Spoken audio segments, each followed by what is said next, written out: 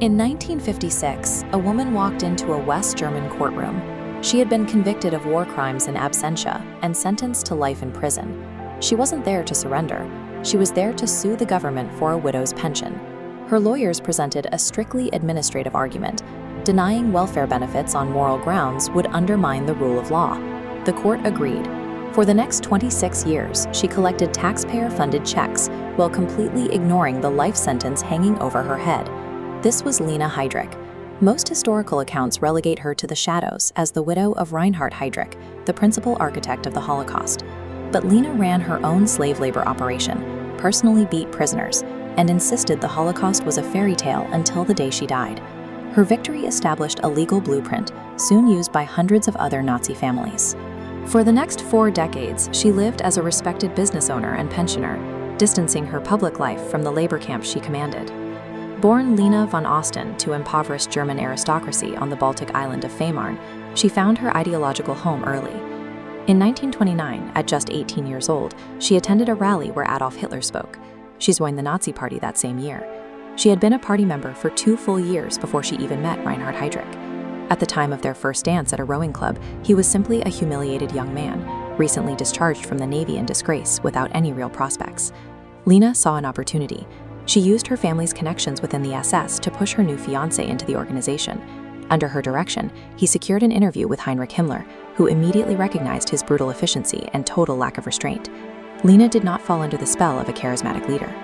She was already an ideologue, and she actively molded a directionless naval officer into the man who would coordinate the murder of millions. By 1941, Reinhard had risen to the rank of Reich Protector of occupied Czechoslovakia. The family relocated to a 30-room estate outside Prague, living in extreme luxury as Reinhard implemented a systematic campaign of arrests and executions.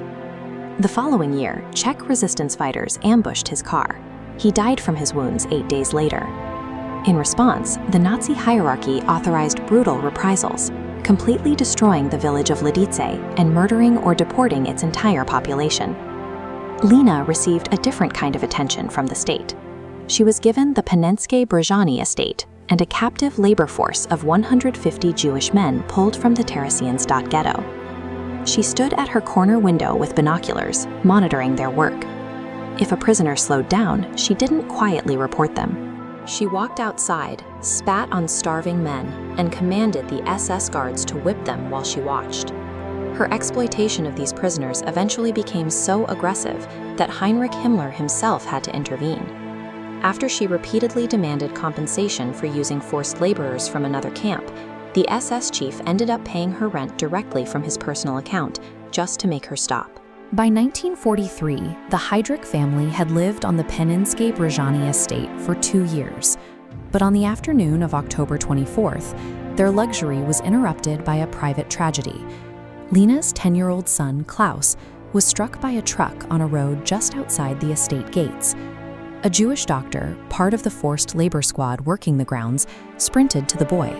He performed first aid and did absolutely everything in his medical power to save him, but the child died from his injuries.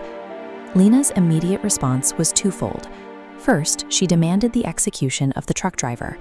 When investigators ruled it an unavoidable accident, she ordered the Jewish prisoners to dig her son's grave. Halfway through the work, she stopped them. She ordered German soldiers to start over and redig the grave themselves.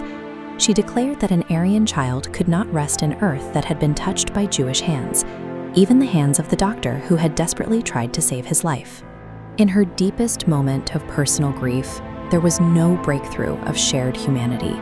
There was no gratitude for a doctor's medical intervention. Her absolute commitment to racial purity completely overrode any capacity for empathy.